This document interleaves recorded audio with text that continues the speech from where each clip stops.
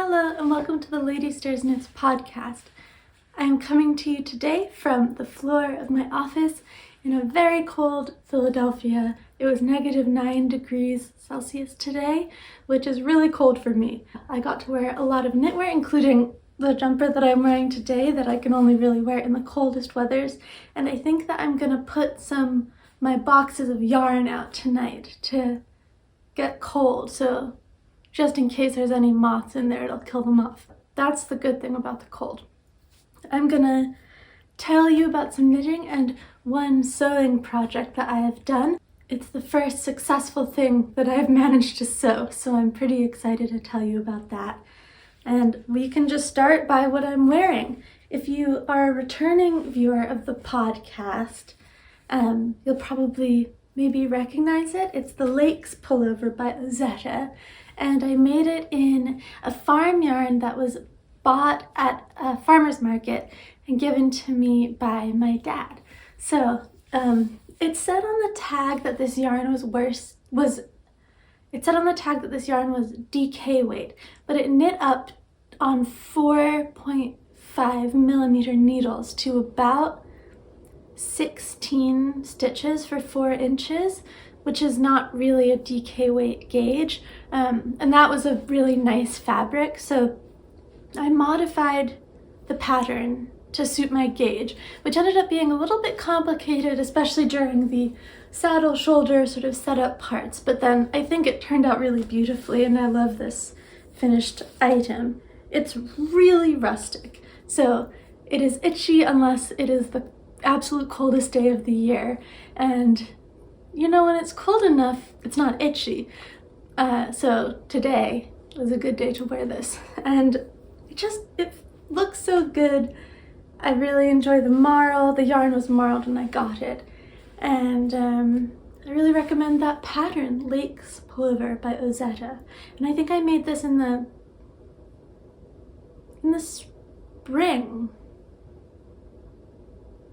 springtime of last year, I guess. Happy New Year. I haven't recorded a video since New Year.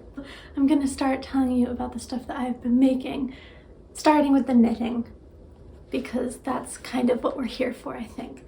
And I have one new cast on that has been getting just all of my time since I started it. And I've actually put a lot of work into my MCal, so I'll start with that. This project is kind of becoming a trial. I'm just working on the end. I decided that I would try to make a ruffle. Basically, if it's been a while, so I'll just walk you through what I've done. I have used knitted in yarn, which is an unspun yarn, and I have loosely followed the MCal pattern. So I did my own thing completely in the first clue, which I really like. And second clue I followed instructions pretty closely, except in I'm holding the unspun held double along with a lace weight alpaca. And in some of the sections I've just done the alpaca. So it gives it a sort of lacy, gauzy effect in some places, whereas most of the shawl is very thick. So clue 2 is similar to the pattern, except in the eyelet rows I've just done the alpaca. Clue 3 I ended up modifying a little bit in the first one, which is not this side, it is this side. And then kind of doing this color choice. In clue 3, I only had one strand of the unspun because it was just such a dense fabric. With the 2, I have it in the first section on the other side. And then this side I did normal. So I don't know if anyone's interested in looking at the MCal anymore. But here you can see that in one of them I did a zigzag, and then in one of them I did the fishtail effect that was in the pattern. And then I wanted to add a section of just the lace weight to really bring out the gradient. And also give the border some drape, because section 3 was such a dense fabric with all of the slip stitches that I figured I just was worried that it wouldn't drape properly if I didn't have the border, if I didn't have a section of the alpaca. So I did that, and I did, I think, 4 rows of each color, and it looks so good. And then I've been using the white purely because that's what I had the most of left. And I've been trying to knit a ruffle, but I've done this and redone this so many times. I originally cast on and knit, I think, 8 rows of the white. And then I realized that I hadn't done the increases in the clue, and I was worried it would bunch. So I ripped it out, did it again with the increases, and it's just like too many stitches. So then I thought, it's fine, I'll just block it and have it as a ruffle. You can see it's not really ruffling. Now maybe it will once I pick up the stitches from the lace weight section. There's always hope. But yeah, so this has been a bit of a cumbersome project. I really want it to be done, but I still have quite a long way to go. I was thinking of doing 2 or 3 ruffle sections. It would be better if the ruffle was in the lace weight, because that's less of a stiff fabric, so it's more likely to ruffle, but I can't really go back now that I'm here. So yeah, I don't know. I was doing this I-cord bind off, which I think was also a bad idea, because that makes it even stiffer and less likely to ruffle. And I did try blocking it, and you can see it's just not really working. So, and each row is so long. Yeah, I don't know. I do like the shawl, but I'm a little bit at a loss for how to finish it. And I don't want to do the one that's in the pattern. It just seems like it wouldn't go with the rest of my shawl. So it's not a bad update. It's just I'm sort of in a frustrated standstill with this project. I think the colors are really nice though. And I'm looking forward to having this done. However, it ends up being done. So yeah, I also feel like I can't start the project that I really want to cast on until this is done. So I'm just procrastinating starting that project, which I know will have a bit of setup by not finishing this, if that makes sense. So that's my first work in progress. I'm gonna get back to working on it soon, but I've taken a couple weeks off of it, and it's been nice to have that break. But ideas are firing in my head of how to finish it and how to make it more manageable. I think I should just continue with the bind off, but drop the I-cord. Like, not drop it literally, but stop doing the I-cord bind off and just bind off regular, and then block it again, because the rate of increase was different in each section, so maybe parts of it will ruffle and maybe that'll be good enough for me. My next work in progress is a sock, and it's actually the second sock of a pair. These are the Rising Dawn socks by Stephen West. It's from the 2023 year of socks, and I think it's like the 7th or 8th pattern. I think it's the 7th one that's been released, but the 8th one that I have made, because I made the Prowl socks as soon as they were released because I was excited to see a DK weight pattern. I'm using Woolly Mammoth natural sock yarn in the color Christmas Larder. It's sort of it's like a watery yellow. And I'm happy to have this one done. I think that these are gonna fit me very well. And I'm in the heel flap of the second one. So I'm using 2.25 millimeter needles, knitting it on magic loop. I got the whole leg done on a train ride. I had to go to a funeral last Monday, and it was just so much travel to get from Philadelphia to Westchester, New York Cemetery. So I took a taxi to the station, and then I took the train to Penn Station in New York, which takes 90 minutes, and then I got a bagel, and then I took the #1 subway as far north as it went to the end of the line, which is like 242nd Street or something, which took just over an hour, and then I took a 10-minute Uber from there to the station. And I met with my dad in New York when we got a bagel. So we did the subway ride and then the Uber at the end together. And it was just such a long day. It took so long. And then on the way back, my dad was going straight to the airport to fly out because he'd flown in for the funeral. And so I went with him to Newark Airport and then got the Amtrak from Newark back to Philly.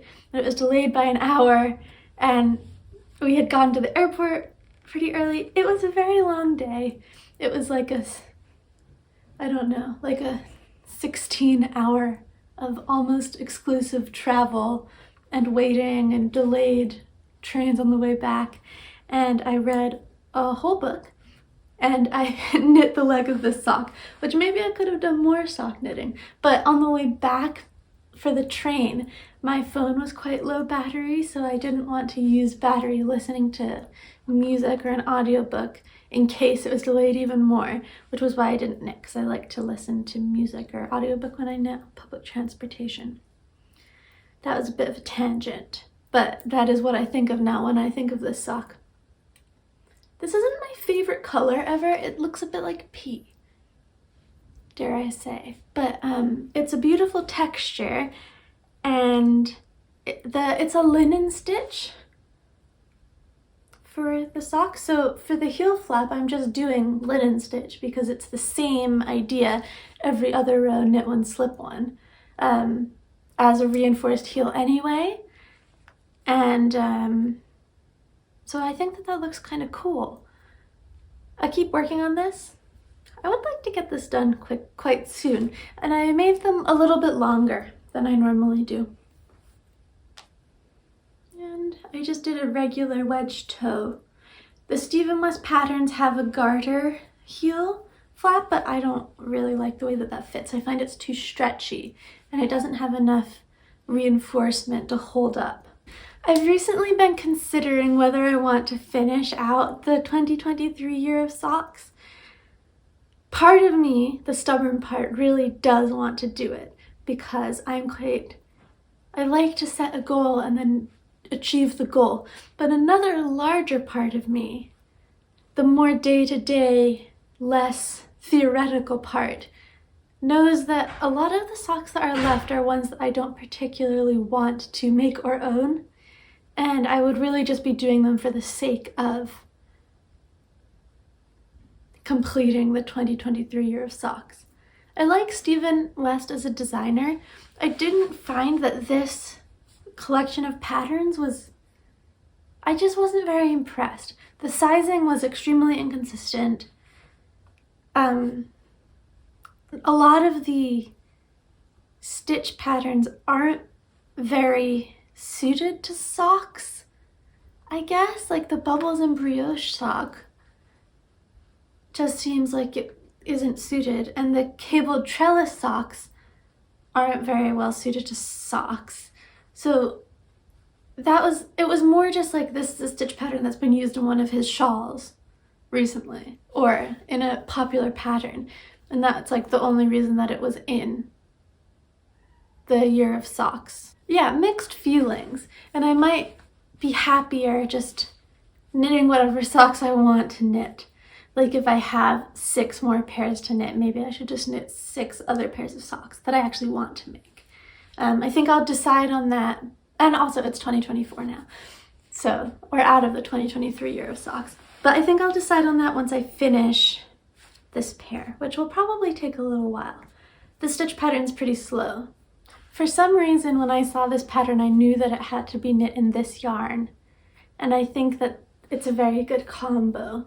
I really like how rustic the yarn is, combined with this very textured stitch. And I did quite a short leg, but a longer cuff. And I always do a slip stitch cast on.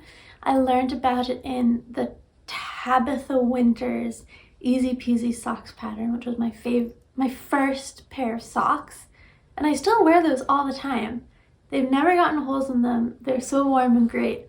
And yeah, so she introduced me to that cast on. It's my favorite cast on. One of the reasons it's my favorite is because you don't have to measure out any yarn for your tail. It's just working with the active yarn, and I like that because I'm bad at measuring for the tail. So, would recommend if you want a very stretchy, but also very neat looking cast on. I've used it in almost every project since I learned it. And I have it in this knitting sock cube that I don't remember where I got it from, but it's really cute. You see this fabric around quite a lot, and I love it. I think it's so cute. So yeah, I brought this with me on that trip, and I think it's gonna become my travel project too, if I'm traveling again. So I've also been knitting on this as I watch TV shows. I've really been enjoying the new Percy Jackson show. It's just so cute, and the actors are so great. It seems like they're really doing the book series a lot of justice, and I love that. So yeah, I was watching that last night and knitting this heel flap, and we'll probably watch more tonight. And I will maybe finish the heel flap, who knows. Okay, this is my last knitting whip, and when I show this to you, you will understand why it seems like I have not done very much knitting on the other projects. And it's because this new cast on has totally become my fixation. And I wanted to knit a scarf. I've always been of the mindset that scarves are some of the hardest things to knit, especially if you're like me and you get easily distracted or bored, and you don't want to do the same thing over and over and over again. Yeah, a scarf is not a good beginner pattern because it's kind of boring. I have one scarf. It is really nice. It's like a little light cornflower blue cashmere scarf, and it's the only scarf that I have here, and I wear it every single day. And blue's not really my color. I think it looks nice on me, and it's objectively a beautiful item, but I wanted to make a scarf in a color that sort of matched my preferences. So I whipped out some stash. I have this green single ply superwash merino from Hedgehog Fibers. I believe the color is Hunter, and it's like a real emerald. It's got parts of blue in it, and it's a sport weight. I bought this along with another colorway from what was at that point in time my local yarn shop, Argyle Yarn Shop. It's in Park Slope, Windsor Terrace area in Brooklyn, and I was planning on making a sweater, and it was like one row striped sweater. It was before I really knew very much about what sorts of yarn are suited for which types of projects. Now I know, because I have made the mistake, that a single ply yarn just isn't the best for me for a garment because it wears so quickly and so easily. And I sort of promised myself I wouldn't make any more garments in single ply yarn, but I had bought kind of a lot of single ply yarn, intending to make garments out of it. So anyway, I had 3 skeins of this sport weight beautiful green color, and each skein is 300 meters, and it's kind of a beefy single ply. I don't know if you agree, but I find that the thicker single ply yarns, especially if they're superwash, feel kind of wormy. Like, they're so dense. They really have like this interesting quality to them, and it's so like smooth, and I can't describe it, but it's interesting, it's intriguing to me. I made a hat out of Malabrigo mecha. I don't know if that's how you say it.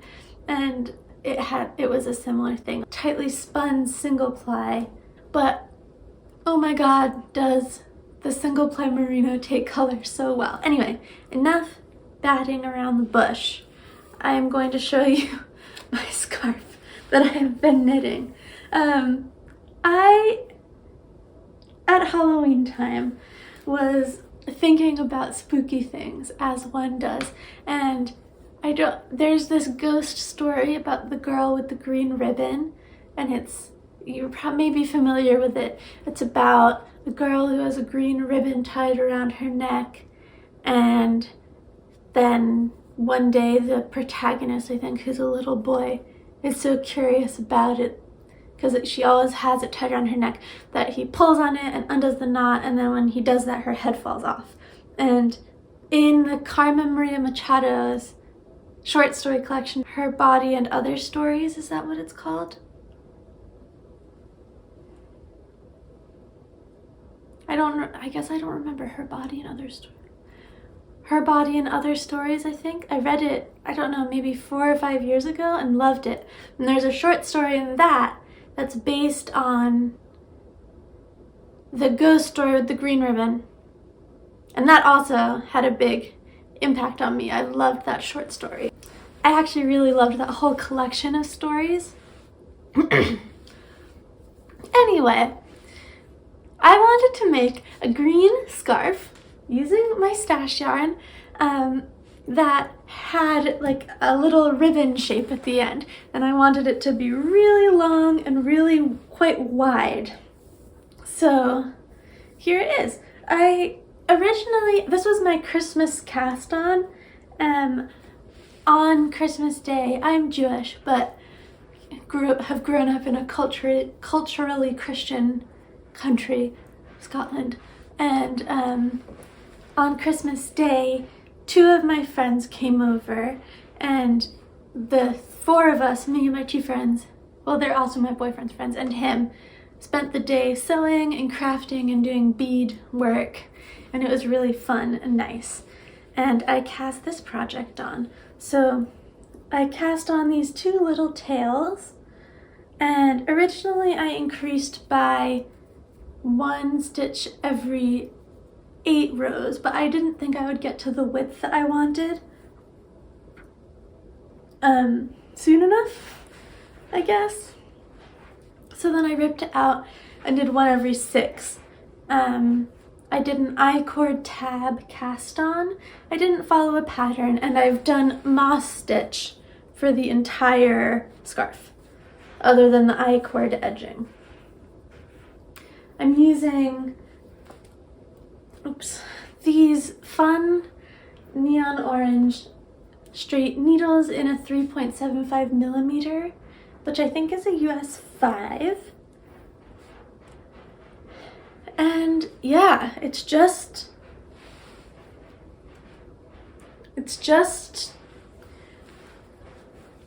the same thing over and over every day, now that I'm past the fun part. So the idea is that, like, I don't know actually if you can see, to be able to wrap it around and then have this kind of dramatic shape be on the outside of my coat. And I don't think that it's like a costume. It's not like costumey, peggable as a ribbon, but it is kind of fun, and that's It's sort of paying homage. I don't know why that story stuck in my head so much, but I've been thinking about doing this for, I guess, 3 months now. And yeah, I just had this perfect yarn and stash that I wasn't gonna do anything else with. At least nothing I could think of. So I love this project. There's quite a marked difference between the first skein and the second skein so far. I'm not sure if you will be able to see. Here is where the new skein connected. I put a little marker on it so that would help me with measuring. My goal for this is to be 80 inches from the part where the things join together. So like full length 80 inches, not including the little ribbon ends. And I'll do the same thing on the other end of the scarf. Right now it's about 35. So I am almost halfway there. I had originally grand plans of making a matching hat and mittens, but I'm just not gonna have the yarn for it, and I'm not gonna buy any more of this. So I thought about like having a shorter scarf and then making one of the other things, but I think I need to just make the thing that I really want to make and be done with it, I guess. If I want to make hat and mittens, I can use the other yarn that I bought to stripe with this, which is a little bit coordinating. It's like a beige with speckles of other colors in it. Or maybe like a light brown with speckles. Oh, I was talking about the dye lot. These are from the same dye lot, but weirdly, the darker one, well, not weirdly, the darker one leaves green residue on my fingers, and the first skein never did that, so I'm wondering if it will maybe wash out a little bit and end up being a more similar color. I'm guessing that the distinction is going to be much more obvious on camera than in real life, but if it's like this, you cannot see it IRL. So as you can see, spent a lot of time on this. Pretty small needles, and it's in moss stitch, which I think was very brave of me. So I've been loving working on this. I have about 60 grams left in the skein that I'm currently working in, and then this one is just over 100 grams. So I have more than half of my yarn left, and I'm gonna really love this. It's such a beautiful drapey fabric, and it's so soft. So I'm doing it. I'm making a scarf, and I'm very excited about it. I can't believe I've knit this much since I last recorded a podcast. And I want to finish it while it's still cold, which if I keep going the way I am, it's doable. I've been putting a little light bulb stitch safety pin in every day when I start knitting, so you can see that some days I've done a lot and other days I've not done so much. And I haven't knit at all today so far because I've had a really busy day. And I wanted to get home and start recording this. At least start before I lose the light. I think the sun is setting now, so it had just been a while since I'd recorded, so I thought I would prioritize doing this. My last project to show you is a finished object, but it's sewing, and it is the Bestie Bag by BF Patterns, which is Blackbird Fabrics pattern company. It's, I think, their first pattern that they've come out with, and it's this sort of like crossbody bag. It looks a little bit like the viral and ever popular Uniqlo crossbody bag. Hello, Fergie. And I cut out the pattern pieces for this a few weeks ago and did, I think, half of the project. And then I just destroyed the zipper that I was using. I was trying to, they didn't have the right length. I should actually, let me just show you my project. I've never shown a sewing item before, so I'm not super sure on what I should be saying. The pattern is beginner friendly if you are an intrepid beginner like me. And I think it's a great pattern. I really like it. I love this bag. I've been using it loads. The fabric was in my stash of fabric, which is not huge, but I have maybe 3 or 4 different fabrics of different amounts. This actually was purchased by my boyfriend when he was going to make himself a shirt, and he made the little tab for the button that goes on the center back of a shirt, hated it, and never said anything ever again. So he had bought this linen, and I thought that it was beautiful. So that was what I decided to make, sort of as a muslin, just because I already owned it. I used interfacing, which I ironed to the linen. I just went to the fabric store near me, Fleischmann's Fabric. It's on 4th Street in Philadelphia. I asked them what interfacing they had, and they showed me a bunch. I picked the thickest one, and oh, my cat is here to join us. And yeah, the people there were really helpful, but they didn't have a zipper of the right length. So back to what I was saying. They gave me like a little thing to push over the length that I wanted for the zipper and then to clamp it around. But I couldn't bend that thing, and I don't have pliers, so I couldn't use it, but I'd already cut the zipper and to the right length. So I had just destroyed that zipper. So I bought this zipper. I bought this zipper on Etsy. It's also not the right length, but I just folded the end and made do, and it's got a little fish as the zipper pull. It's brown, but I don't know. I didn't really care. And what else? I lined the bag, and I embroidered. My sewing machine has like letters that you can do, so I embroidered my favorite Cher quote onto the inside, which is, "God, I love art in any form. Gotta go take bath. Later, lovelies." Cher is my favorite. She's so cool. And I love her Twitter. I don't have Twitter, but I like to look at hers sometimes. Not often, because now they don't let you look at someone's Twitter if you don't have an account, and I don't have an account. But I used to look at it. It's got pockets on the inside. There's the end of the zipper that I didn't end up using.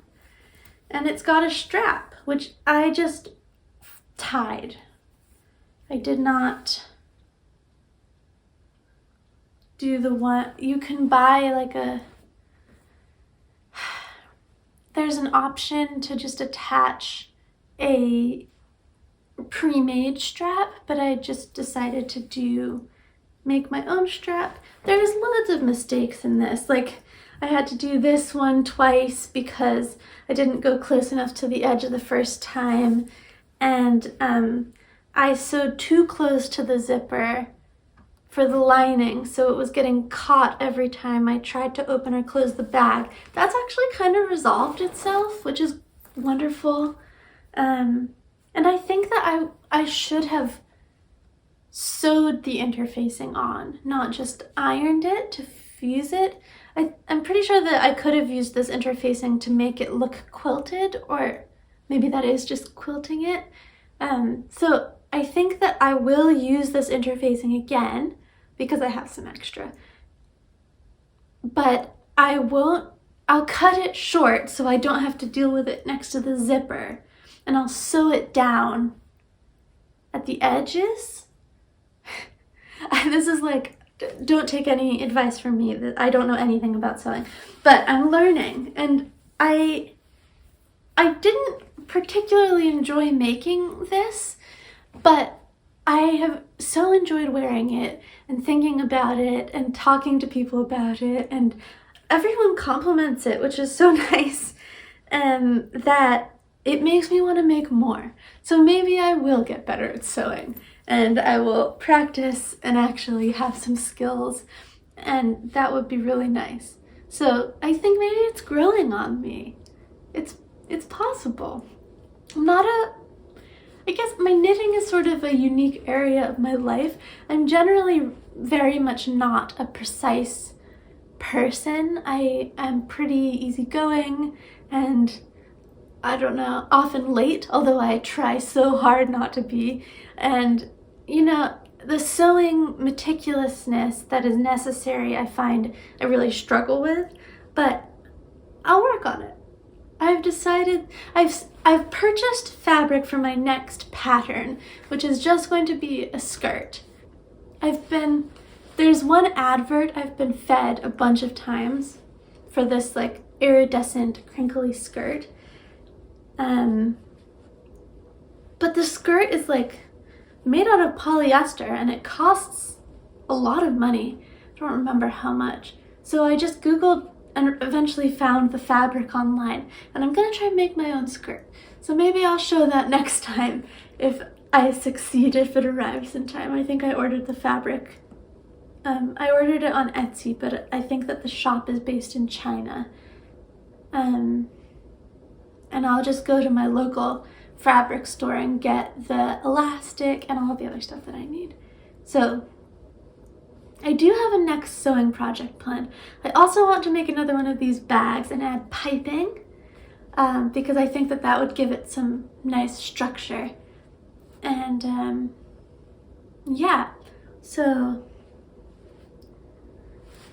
that's my last item. I really have been enjoying it. If you have any tips, I know that that's a very vague request, but let me know. Oh, and if I didn't mention, I've been using it almost every day. I wish it was a little bit deeper and a little bit narrower, so I think that I'm gonna trace the pattern pieces and change the dimensions a little bit for the next one that I make, because it needs to be able to fit a book easily if I'm going to wear it. Any bag does. And this bag can fit a mass market paperback, but no other type of book. So I want it to just be easily able to fit most types of book. It doesn't need to be able to fit a hardback, but it needs to have a little bit more wiggle room for that purpose, because I literally never go anywhere without a book if I'm leaving the house for more than an hour. So that's my next task. I'm pretty excited about it. I haven't made any more progress on my color blocked cable knit jumper. I just feel like I can't really do it until I finish my MCAL. I can't commit, I can't think about it, if that makes sense. But I want to. It's on my mind. And I've been playing around in Procreate with different places to put the colors. I think I'm just gonna go for it though. And I'm gonna do the sleeves 2 at a time, but not row by row. I think I'll just do them simultaneously, so like 20 rows in one, 20 rows in the other. And so that way I don't get caught up in the manual difficulties of 2 at a time like I did last time, but I don't knit one sleeve, take a long break, totally forget how I did it, and then have to restart. I do not want that to happen. So this is still all I have to show for that project. I haven't bought any yarn or received any yarn since I last recorded. I'm still kind of riding the high of the 2 amazing holiday presents that I got of yarn. I wound up the yarn from my friend's farm this week. It took quite a while, and I'm really pumped about that. I'm thinking about turning it into the Anjou sweater from the last episode of Pom Pom. Not the one that's literally the last one, but the second most recent one to come out. The monochrome one. It's a drop shoulder pattern. It looks like it would be so squishy, and I think that that'll really bring out the qualities in the yarn that I have. So I might make a swatch for that soon as well, although I am excited about this cable sweater too. So realistically, I'll be working on my scarf and my shawl for a long time though. So I've been crushing on the Andrew cardigan. It doesn't sound like a word anymore. It's named after the pear, I believe. So yeah, I guess recording this has really reinvigorated me to finish my MCal, and maybe I'll take a little break from my scarf, although I don't want to. I hope that you've enjoyed this kind of weird episode of my knitting podcast. I'm glad to be back. It was so exciting to have such a great reception from my last video where I recreated the jumper from Toast. I'm still wearing that jumper loads, and it's exciting that people enjoyed watching that video. I guess I'm back on track to trying to finish the MCal in a timely manner. Even if it doesn't turn out exactly the way I wanted it, I think done is good in this case. And yeah, I'm gonna keep working on this baby. It's pretty satisfying to knit up something that I've had in my stash. I think I've had it for 4 years now. So yeah, that's really enjoyable. Things are good. Sewing is a new arena for me. So that's good too. And yeah, I really hope that you have had a good start to the year, and I'll talk to you soon. Goodbye.